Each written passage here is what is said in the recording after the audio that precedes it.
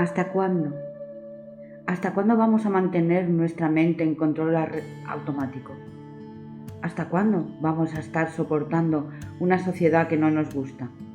Una sociedad deshumanizada, desprovista de empatía y llena de perjuicios, enferma de obsesiones ridículas y desprovista de la esencia real de la vida, adormecida y envenenada por los medios de comunicación, o mejor dicho, por los medios de manipulación de masas, que nos llevan como un rebaño de cobardes autómatas hacia donde unos pocos les interesa. Despertemos, señores. Ellos no tienen el control, sin que nosotros lo cedamos.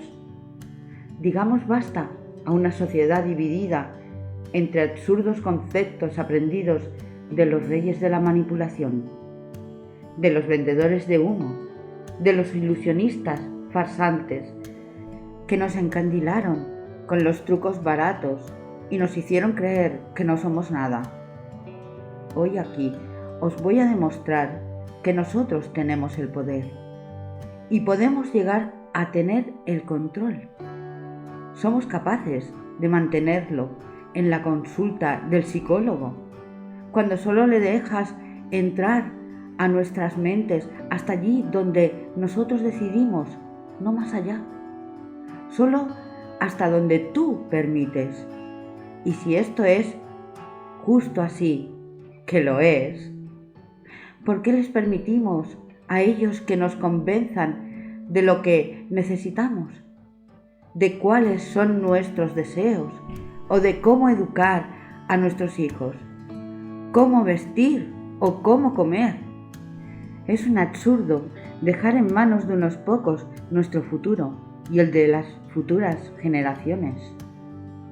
Porque, señores, nos están llevando al abismo, a una autodestrucción segura, aunque autocontrolada, como las Torres Gemelas en su momento. Para ellos no necesitamos saber ni aprender cosas interesantes que puedan despertar el gran potencial que tenemos dentro de nosotros, porque si fuese así, perderían el control de la situación y caerían como un muro gigantesco y duro, rompiéndose en 1000 pedazos, como la gran losa que son. Porque, amigos míos, son una terrible losa para la sociedad y ya no podemos seguir bajo su sombra, no sin acabar mutilados y aplastados nosotros también. Despertar es la única salida que nos queda como sociedad y como seres humanos. Ya no quedan trincheras donde esconderse.